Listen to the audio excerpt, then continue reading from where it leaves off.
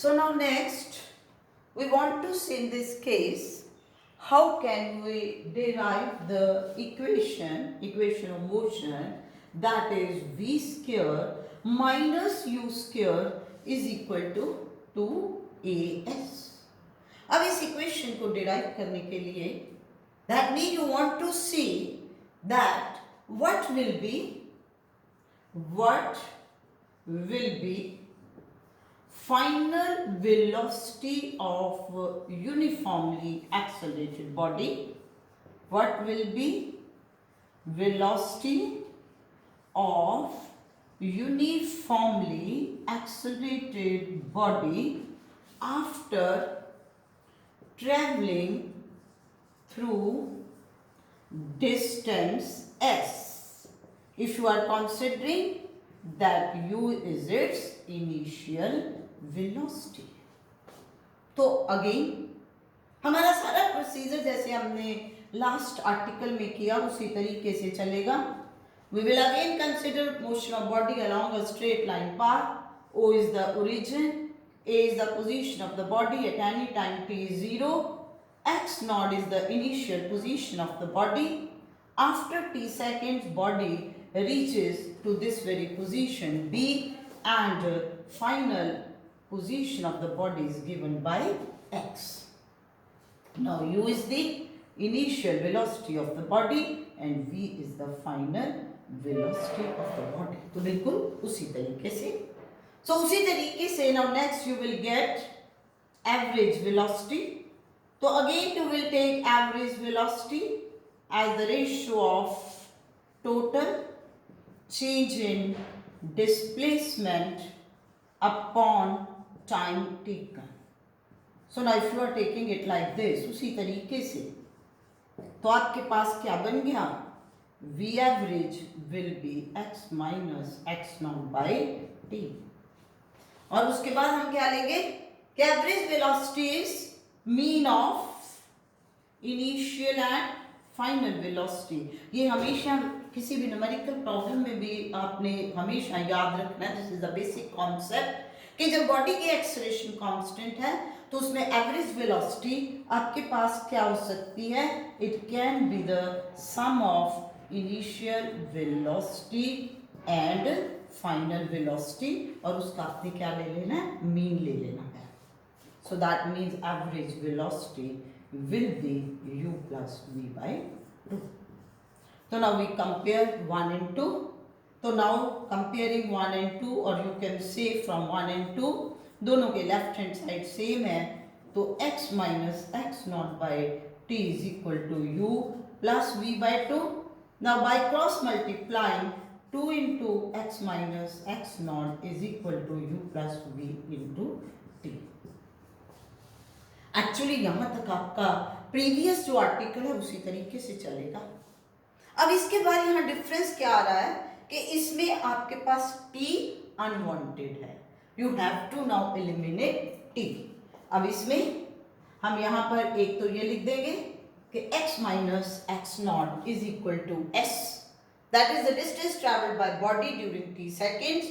और दूसरा अब हम यहाँ पर क्या लिख रहे हैं कि we know that v is equal to u plus at, that means v minus u is equal to at, or t is equal to v minus u by a.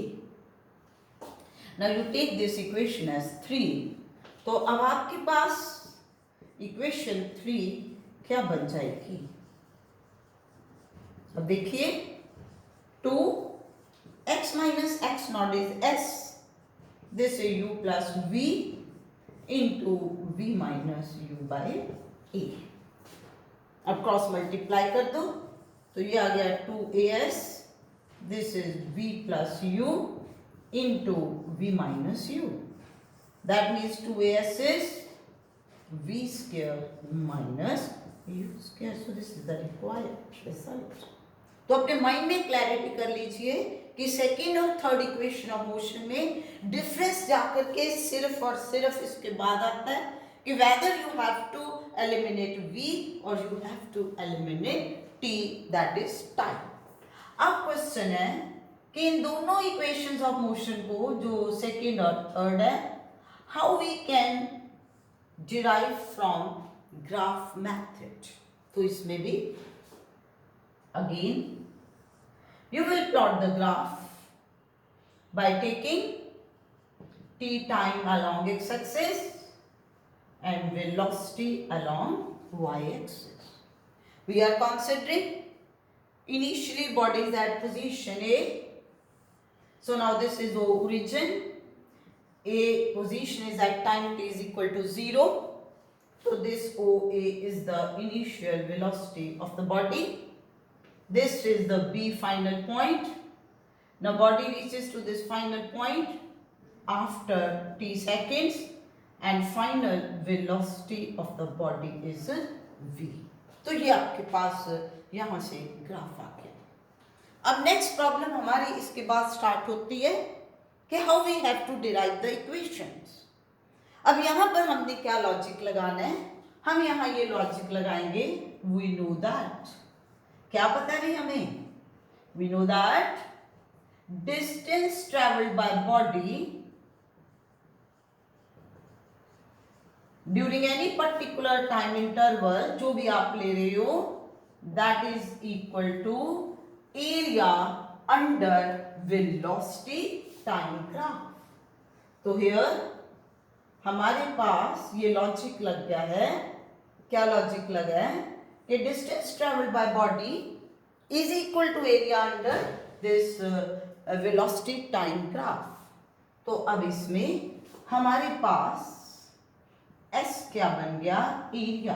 अब कौन सा एरिया आएगा, वेलोसिटी टाइम ग्राफ है AB और इसका area किसके साथ लेना है, टाइम एक्सिस के साथ, that means this whole area, that is area OABC। अब आप इस एरिया OABC को एक ट्रेपेजियम मान के चल सकते हो। अब अगर आप इसको ट्रेपेजियम मान के चल रहे हो तो इसका फॉर्मूला आ जाएगा half sum of the parallel sides multiplied by the perpendicular distance.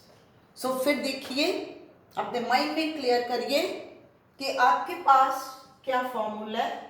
ये फॉर्मूला हमेशा आपने याद रखना है, area of trapezium is half sum of parallel sides